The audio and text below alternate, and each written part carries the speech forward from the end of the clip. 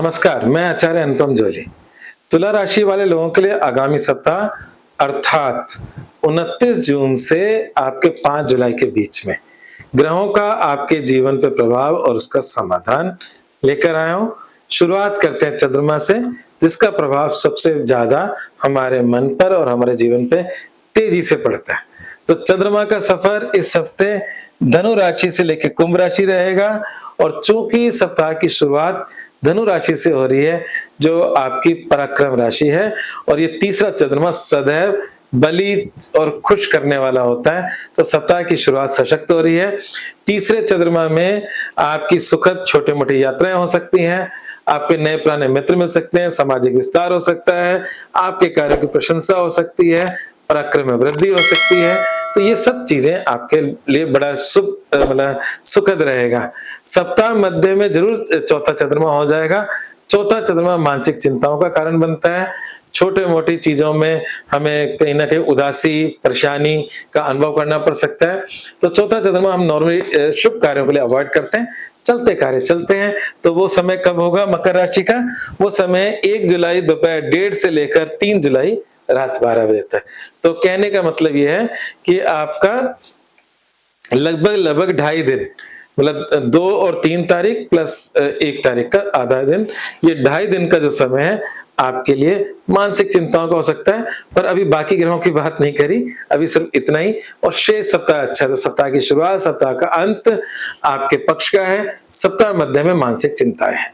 अब बात करते हैं बाकी ग्रहों की। तो अभी बाकी ग्रहों की बात करने में जो सबसे जरूरी है इस समय, वो है इन ग्रहों का ये कॉम्बिनेशन। और इन ग्रहों का कॉम्बिनेशन, क्योंकि 3 त्रिग्रह योग बन रहा है, ये जब भी एक से मतलब ये जब ज्यादा ग्रह इकट्ठे होते हैं तो कुछ ना कुछ तो करते हैं। तो इसका परिणाम क्या होगा, उस परिणाम को जानने से पहले सप्ताह की शुरुआत में एक अद्भुत योग और बन रहा है। मतलब ज्येष्ठी पूर्णिमा का दिन है, और पूर्णिमा में चंद्रमा अपनी पूरी शक्ति में होता है, मतलब सबसे बड़ा चांद, मतलब फुल मून होता है, और वो ज्योतिष में शक्तिशाली होता है। और ज्योतिष में जब शक्तिशाली चांद होता है तो उसके रिजल्ट्स भी शक्तिशाली होते हैं। तो सप्ताह की शुरुआत में ये परिवर्तन हो रहा है करियर और पराक्रम के अंदर, और पूर्णिमा का चांद है। तो गुरु और चंद्रमा का जो परिवर्तन है वो आपके कार्य क्षेत्र में सप्ताह की शुरुआत में एक विस्तार, बढ़ोतरी, नेम फेम, उसके शुभ परिणाम, प्रमोशन, मतलब बॉस से अप्रेजल, इस तरह की बातें हो सकती है, मतलब आपके पक्ष में रह सकता है। वैसे तो रोजमर्रा की जिंदगी में उतार चढ़ाव आते रहते हैं, तो ये दिन कभी अच्छे कभी बुरे, पर ये जो सप्ताह की शुरुआत है करियर को लेकर आपके लिए एक पॉजिटिव शुरुआत हो रही है। दूसरी बात यह है कि इस कॉम्बिनेशन की स्थिति क्या है। ये कॉम्बिनेशन थोड़ा सा अद्भुत है। अद्भुत ऐसे है कि वैसे तो गोचर का मतलब, जो मैं आपके सामने राशिफल की बात कर रहा हूँ, एक होती है जन्म कुंडली। तो जन्म कुंडली में तो ग्रह फिक्स होते हैं और दशाएं 120 साल की निकल जाती हैं। गोचर में जो आसमान में ग्रह घूमते हैं वो भी हमारे जीवन पे असर डालते हैं। तो गोचर का एक सिंपल नियम है कि 10वें घर से जो भी ग्रह गुजरते हैं राशि से, वो कहीं ना कहीं शुभ परिणाम देते हैं लगभग। तो यहाँ पर बृहस्पति, शुक्र और बुध 10वें घर से गुजर रहे हैं, तो शुभ परिणाम देने चाहिए, क्योंकि बृहस्पति उच्च के हैं तो कार्य क्षेत्र का विस्तार होना चाहिए। और यहाँ पे बुध और शुक्र आपकी राशि के मित्र ग्रह हैं, मतलब शुक्र आप स्वयं हो, बुध आपका भाग्य है। तो कुल मिलाकर बात है कि ये कॉम्बिनेशन तो बहुत ही अच्छा माना जाता ही है। गुरु जरूर आपका मित्र नहीं है, पर यहाँ उच्च का है। तो ये पूरा कॉम्बिनेशन ये कहता है, जो मतलब इससे निकल कर आ रहा है आउटकम, क्योंकि बृहस्पति शत्रुओं का भी स्वामी है, रोग ऋण रिपु इन चीजों का स्वामी है। तो यहाँ पर उच्च का है तो कर क्या सकता है, क्योंकि की प्लेनेट नहीं है इसमें, पर करियर में उच्च का है तो उच्चता तो देगा। पर कब देगा? बिना संघर्ष के नहीं देगा। मतलब आज मैंने कुछ राशियों में इसी तरह की बात निकल कर आई कि वहां पर ट्रांसफॉर्म, एक ऊर्जा है, एक शक्ति है, पर वो ऊर्जा शक्ति जैसे होता है ना कि परमाणु शक्ति है, वो बिजली भी बना सकती है और वो बम भी बना सकती है। तो ये जो ऊर्जा शक्ति है, जिसमें आपकी राशि स्वामी शुक्र इन्वॉल्व है, आपका भाग्य का स्वामी बुध इन्वॉल्व है, और साथ में एक ऐसा ग्रह जो यहाँ पर कह रहा है कि आपको उच्चता पे लेके जा रहा हूं, हंस योग बना रहा है और कह रहा है कि मैं आपको उच्चता पे ले जाऊंगा, परंतु मैं आपका दोस्त भी नहीं हूं। ठीक है ना? तो ऐसे में बस यही है कि इस समय बिल्कुल आप पैसिव मोड में नहीं रह सकते, आपको आक्रामक मोड में रहना होगा। और अगर आप आक्रामक मोड में रहे और अगर आपने इनिशिएट लेकर आगे बढ़े तो आपके करियर में एक ट्रांसफॉर्म हो सकता है। और अगर आप पीछे रह गए तो आपके शत्रु आपको ट्रांसफॉर्म कर देंगे। तो कई बार होता है ना कि या तो करो या मरो।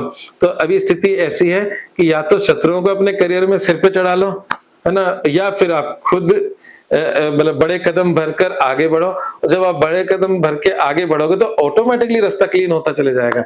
तो आपको अपने जीवन के अंदर इस समय बड़े स्टेप उठाने की ताकत होनी चाहिए, क्योंकि ये बृहस्पति आपके पराक्रम का लॉर्ड भी है और वो उच्च का है। तो जहां वो बुरे घर का लॉर्ड है, साथ में पराक्रम का लॉर्ड भी है। हाँ, बृहस्पति की दृष्टि उनको पोषित कर रही है। बृहस्पति की दृष्टि रोग ऋण रिपु पर है, मतलब बीमारी उधारी शत्रुता कोर्ट कचहरी पर है। पर कई बार हम अपने हक के लिए भी कोर्ट कचहरी में जाते हैं। कई बार होता है ना कि कई बार सरकार में आपने देखा होगा कि प्रमोशन मेरा होना था, किसी और का दे दिया, तो उसके लिए फाइट तो करनी पड़ती है कि आपने ऐसे कैसे कर दिया। और फाइट करने पे एक यही भय रहता है, या तो नुकसान होगा या फायदा होगा। तो यहाँ पर फाइट से आपके लाइफ के अंदर उच्चता की तरफ लेके जा रहा है। तो विदाउट फाइट कुछ नहीं होगा, तो फाइट करके आप अपनी तरक्की करें। अब इसमें 9वां जो सूर्य है वो भी ठीक ठाक है। 9वां सूर्य कहता है कि कुछ ना कुछ शिव की पूजा करें तो आपके सारे रास्ते खुल जाएंगे। सूर्य को जल चढ़ाएं, आपके सारे रास्ते खुल जाएंगे। सुबह घर से निकलते वक्त एक दीपक जला के निकलें, आपके सारे रास्ते खुल जाएंगे। देखो, सूर्य तो अग्नि का गोला है, हम तो उसका एक सूक्ष्म रूप दीपक जो अग्नि का देसी घी का अपने देवता के सामने जलाते। छोटे छोटे काम करें, देखना ये सूर्य 9वां सूर्य आपको क्या चमत्कार दिखा देगा। तो इस प्रकार से ये आपका राशिफल है। अब इसमें गड़बड़ क्या है, जो मैं जब सब कुछ अच्छा है और संघर्ष से सब कुछ मिल रहा है तो कुछ गड़बड़ भी होगा। गड़बड़ है कुछ मंगल इस राशि में, आपकी राशि से पीड़ित अवस्था में। पीड़ित अवस्था का मतलब अष्टम में बैठा है मंगल है और वो शनि से दृष्ट है। तो ये जो पीड़ित मंगल है वो जीवन साथी को से कष्ट की बात बता रहा है। कष्ट का मतलब उनका हो सकता है स्वास्थ्य बिगड़ जाए और हो सकता है आपके विचार का तालमेल बिगड़ जाए। तो इस समय आपको अपने जीवन साथी वाला जो मामला है, वैवाहिक मामला है, उसे संभालने की जरूरत है। उसको अगर आप समझदारी से टैकल करें तो सब कुछ अच्छा रहेगा। बाहर के मोर्चे पे लड़ना और घर के मोर्चे पे प्रेम पूर्वक चीजों को ठीक करना है। तो ये था आपका राशिफल। अब बात करते हैं उपाय क्या करना है। तो उपाय, जो मंगल कष्ट में है उस मंगल के लिए कुछ ना कुछ पूजा कर लें। पूजा सबसे अच्छी है। तो मंगल को हम हनुमान जी से जोड़ते हैं, हनुमान चालीसा का पाठ करें, लाभ मिलेगा। हनुमान साटिका का पाठ करें, लाभ मिलेगा, है ना। हनुमत स्तोत्र है बहुत सारे, वो कर सकते हो आप, उससे लाभ मिलेगा। तो हनुमान जी की किसी प्रकार से पूजा करें। और अगर आपसे नहीं होती तो कोई बात नहीं, आप हनुमान मंदिर में चोला चढ़ा दें, उससे भी लाभ मिलेगा। तो ये सब आप करें, आपके लिए फायदेमंद है।